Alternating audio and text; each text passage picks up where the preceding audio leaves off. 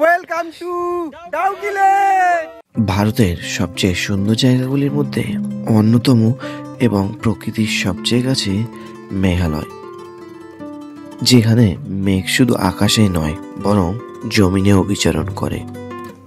মেঘালয় নামের অর্থ হচ্ছে মেঘেদের ঘর। এক এমন জায়গা যেখানে প্রকৃতি আর মানুষ একসাথে বসবাস করে।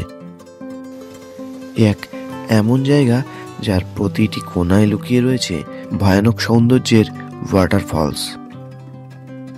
অনেকেই আবার মেঘালয়কে স্কটল্যান্ড অব দ্য ইস্ট বলেও আখ্যা দেয়। তাই আজকে আমি তোমাদেরকে নিয়ে যাব এশিয়ার স্কটল্যান্ড খ্যাত ভারতের নর্থ ইস্টের মেঘালয় রাজ্যে। আমাদের এই যাত্রা পর্বটি শুরু হয় ভারতের বৃহত্তম রেলওয়ে স্টেশন কলকাতার হাওড়া স্টেশন থেকে। ইংরেজরা ভারত ছাড়ার পর প্রতিদিন লাখে ঝাঁকে মানুষ অবিরাম ছুটে চলে এই স্টেশন দিকে। ঘড়িতে সময় বিকেল 3:15। ঢুকছি হাওড়া স্টেশনে। আমাদের গুয়াহাটির উদ্দেশ্যে ট্রেন ছাড়বে স্টেশনের ওল্ড কমপ্লেক্সের 9 নম্বর প্ল্যাটফর্ম থেকে বিকেল 4:05। সরাইঘাট এক্সপ্রেসে স্লিপার কোচে আমাদের টিকিট কাটা। জনপ্রতি ভাড়া পড়েছে 500 কোটি টাকা করে। বিকেল 4:05 ছেড়ে পরের দিন আমাদের এই ট্রেন গুয়াহাটি স্টেশনে পৌঁছাবে সকাল 10:05। আমার এই 18 ঘন্টার ট্রেন জার্নিতে সঙ্গী হিসেবে থাকছে আরো 5 জন। টাইম হচ্ছে দেখে নাও 3:49। আর কিছুক্ষণ পরে আমাদের ট্রেন ছেড়ে দেবে। কেমন লাগছে বলো? খুবই ভালো লাগছে, খুবই এক্সাইটমেন্ট। আমরা প্রথমবার সরাইঘাট এক্সপ্রেস করে মেঘালয় যেতে চলেছি। আর সরাইঘাট এক্সপ্রেস খুবই ইউনিক, একটা নাম্বার আছে 1 2 3 4 5 এবং এটা হাওড়া থেকে গুয়াহাটি 999 কিলোমিটার। এটাও একটা ইউনিক কিলোমিটার ডেস্টিনেশন। তো আপনারা দেখতে থাকবেন কেমন লাগে ভিডিওটা। কেমন লাগছে তোমার? খুবই ভালো লাগছে, নতুন জায়গা, ক্যামেরার পর্দায় অনেকবারই দেখেছি মেঘালয়, কিন্তু আজ শরীরে স্বচক্ষে দেখতে যাচ্ছি। আজকে আমাদের train 1 2 3 4 5 Howrah to Guwahati Saraighat express, যেটা কিনা ছাড়বে দেখো হাওড়া জাংশন থেকে 4:05 আর যেটা কিনা পৌঁছে দেবে আমাদেরকে গুয়াহাটিতে পরের দিন সকাল 10:05। আর আমরা মোট কভার করব 997 কিলোমিটার। আর আমাদের মাঝখানে আসবে হচ্ছে 14টা হল্ট। এই যে দেখো, প্রথম হল্ট হচ্ছে 5:12 বর্ধমান জাংশন। ট্রেনে কিন্তু এখন দেখো সাফ সাফাইয়ের কাজ চলছে, এই জিনিসটা খুবই ভালো লাগলো। এই যে দেখো পরিষ্কার পরিচ্ছন্ন হচ্ছে ট্রেন এখন।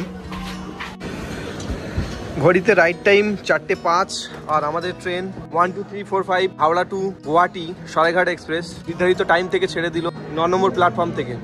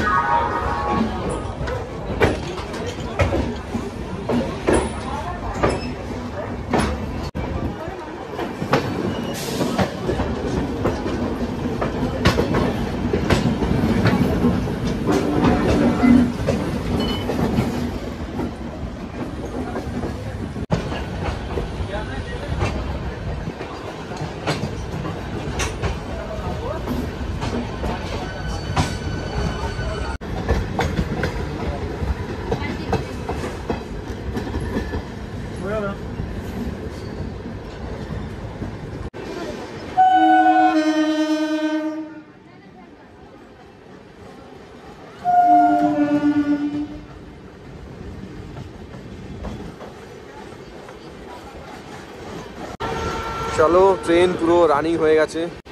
আর কিছুক্ষণ পরেই সন্ধ্যা হয়ে যাবে। হালকা হালকা ঠান্ডা ঠান্ডা বাতাসও লাগছে। বন্ধুরা, আমাদের এই ট্রেনে সিটিং অ্যারেঞ্জমেন্টটা দেখে নাও। যেমন থাকে স্লিপারে, যেমন এদিকে 3টে এদিকে 3টে, আর এদিকে রয়েছে দেখো সাইড আপার সাইড লোয়ার। আর এদিকে রয়েছে এদিকে মানুষদের জন্য চার্জিং এর ব্যবস্থা, আর এদিকে একটা মিরর রয়েছে।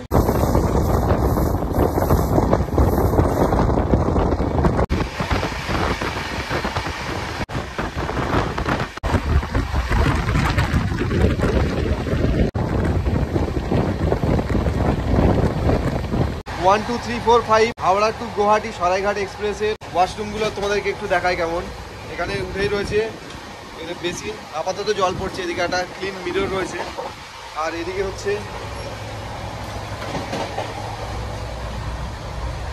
ঢুকেই প্রথমেই বন্ধুরা খিল দিতে হবে, ঠিক আছে, এরকমভাবে খিল দিতে হবে। আর এই দেখতে পাচ্ছ মিররটা মোটামুটি ক্লিন, আর এদিকে জল পড়ছে, আর নিচের দিকটা আমি আর দেখালাম না, মোটামুটি ক্লিন আছে। আশা করা যায় পুরো জার্নিটাই ক্লিন থাকবে, ঠিক আছে।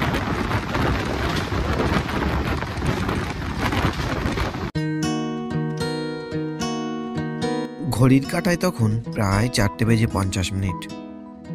শীতের বেলা ফুরিয়ে পশ্চিম আকাশে সূর্য প্রায় ঢলে পড়েছে দিগন্তের কাছে। বেশ কিছুক্ষণ সিটে বসার পর আর মন লাগছিল না, তাই সোজা চলে আসলাম আমার প্রিয় দরজার ধারে। কত শত মাঠঘাট, গ্রাম শহর পাড়ি দিয়ে আমাদের ট্রেন ছুটে চলেছে 130 গতিতে। বেশ কিছুটা সময় দরজার ধারে কাটিয়ে চলে আসলাম আবার নিজের সিটে। এসে দেখি ততক্ষণে শুরু হয়ে গেছে সন্ধ্যায় মশলা মুড়ি বানানোর পর্ব। একে একে শসা, গাজর, লঙ্কা, পেঁয়াজ দিয়ে বানানো হলো সুস্বাদু মশলা মুড়ি। আর বন্ধুদের সাথে হই হুল্লোড় করতে করতে এরকম মশলা মুড়ি খাওয়ার মজাই একটা আলাদা। গল্প গুজবে আর মশলা মুড়ি এনজয় করতে করতে ঘড়িতে সময় তখন প্রায় 5:17। আর তখনই চলে আসলো আমাদের যাত্রার প্রথম হল্ট বর্ধমান জাংশন। কেমন লাগছে বলো তোমার? খুবই ভালো লাগছে। আমরা অর্গানিক পুরো ছোলা মুড়ি বানিয়েছি, আর আমরা সবাই মিলে খাচ্ছি, একটা আলাদা পরিবেশ, ভালো লাগছে। ঘড়িতে টাইম 5:25, আমরা ছেড়ে বেরোচ্ছি বর্ধমান জাংশন থেকে। এর পরের হল্ট হচ্ছে বোলপুর শান্তিনিকেতন।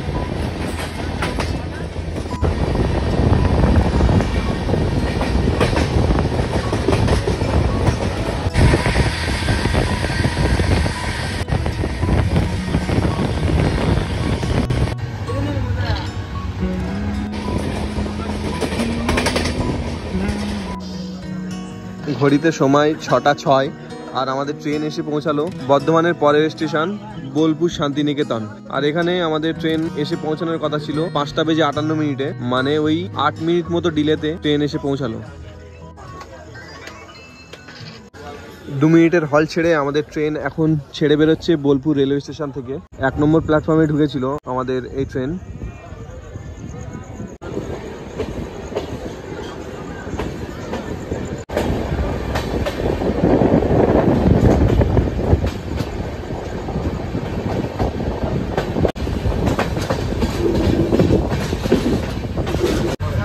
ট্রেনে একটা বাজে স্মেল আসছিল, এই যে দেখো টাইম টু টাইম পরিষ্কার করে দেওয়া হচ্ছে। গরম গরম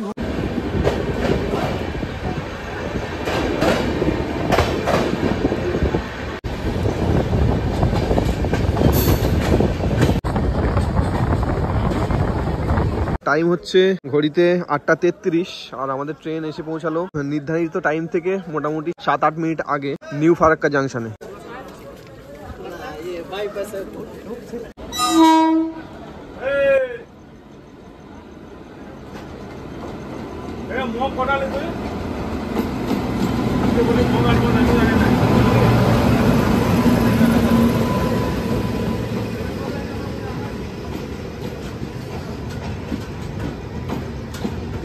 সময় 8:43, আমাদের ট্রেন ছেড়ে দিল নিউ ফারাক্কা জাংশন থেকে। এর পরের হল্ট হচ্ছে মালদা, দেখা যাক কতক্ষণের মধ্যে পৌঁছায়। এখন অবধি মানে অন টাইমে চলছে আমাদের ট্রেন।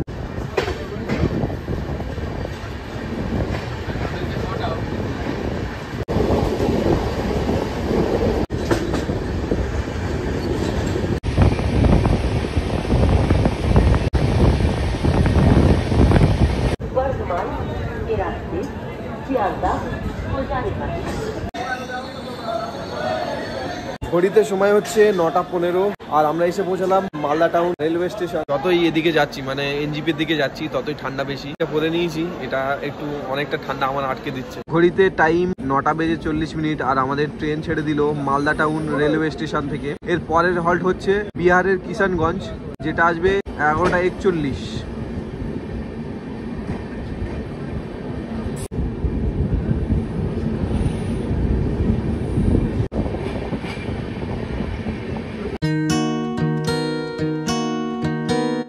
ঘড়ির কাঁটা বলছে রাত 10:20। তাই আর বিলম্ব না করে সবাই মিলে বসে পড়লাম বিরিয়ানি নিয়ে। আমার প্রত্যেক জার্নিতে রাতের জন্য মা খাবার বানিয়ে দেয়, কিন্তু এবার বন্ধুরা বলল বিরিয়ানি খাবে, তাই নিউ আর্সেলান থেকে বিরিয়ানি নিয়েছিলাম। আর সত্যি কথা বলতে আইআরসিটিসির খাবার দিন দিন যা অবনতি হচ্ছে, তার থেকে শতগুণ ভালো এই নিউ আর্সেলান বিরিয়ানি। যাই হোক, রাতের খাওয়া দাওয়া পর্ব শেষ করে ঘুমিয়ে গেলাম সকাল সকাল ওঠার জন্য। সকালে যখন ঘুম ভাঙলো তখন দেখি আমাদের ট্রেন এসে পৌঁছেছে new Bongaigaon junction. Good morning সবাইকে। এখন সময় হচ্ছে সকাল 6:36 আর আমরা এসে পৌঁছালাম নিউ বনগাইগাঁও জংশন। ট্রেন আমাদের আধা ঘন্টা লেটে চলছে। এখানে ট্রেন পৌঁছানোর কথা ছিল 6:05, এখন বাজে 6:36, মানে 31 মিনিট লেটে আমাদের ট্রেন চলছে। এর পরের স্টেশন হচ্ছে কামাখ্যা জাংশন। টাইম রয়েছে কামাখ্যা জাংশনে 9:43। তারপরে হচ্ছে গুয়াহাটি। তো রাত্রের দিকে ভালোই ঠান্ডা লাগছিল, এখন মোটামুটি ঠিক আছে। আর রাত্রের দিকে যতই রাত বেড়েছে ততই মানে স্লো হয়ে গেছে ট্রেনটা, ওই জন্য লেটে চলছে। ঘড়িতে সময় হচ্ছে 6:57 আর আমাদের ট্রেন এখানে 2 মিনিটের হল্ট ছিল, কিন্তু 20 মিনিটের হল্ট ছেড়ে বেরোচ্ছে।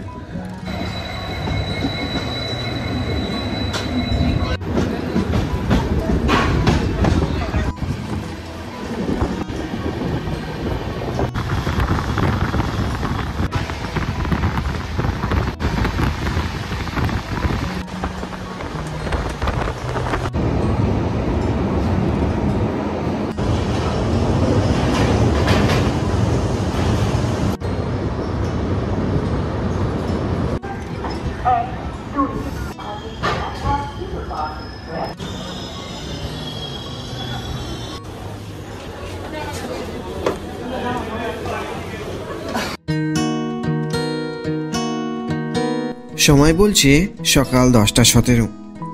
হাওড়া থেকে 997 কিলোমিটার পথ অতিক্রম করে আমরা অবশেষে চলে আসলাম গৌহাটি স্টেশনে। আর এখান থেকে শুরু হবে আমাদের মেঘালয় শিলং ট্যুর।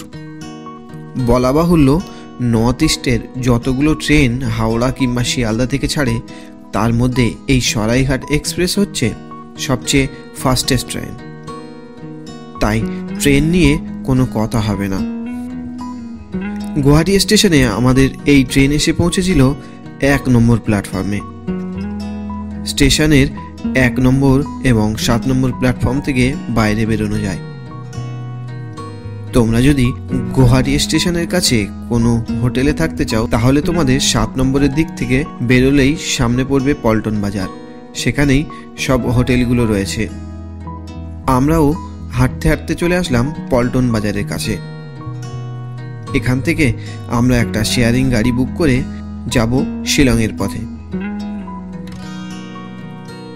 গুয়াহাটি স্টেশনের 7 নম্বর প্ল্যাটফর্ম থেকে বেরিয়েই ডান দিকে রয়েছে বাস এবং ট্যাক্সি স্ট্যান্ড। এখান থেকেই আমরা জনপ্রতি 300 টাকা করে ভাড়া দিয়ে চললাম শিলংয়ের পথে।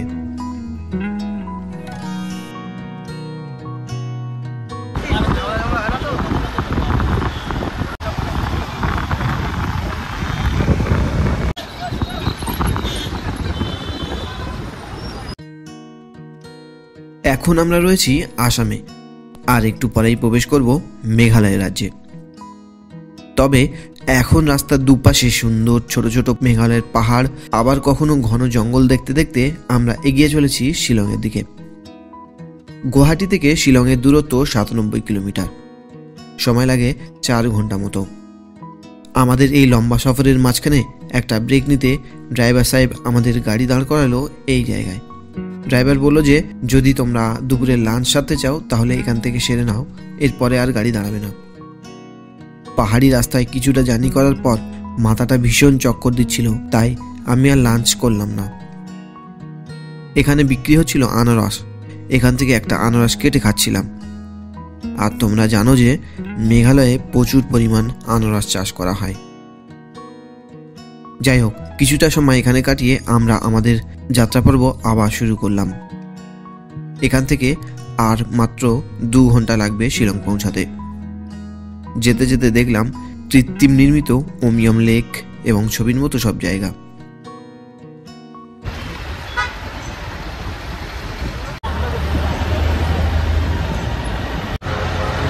Welcome to Shillong cantonment. এই যে দেখতে পাচ্ছ, এটা হচ্ছে শিলং ক্যান্টনমেন্টের গেট। এদিকে চলে আসছে শিলচর, এদিকে হচ্ছে সোহারা।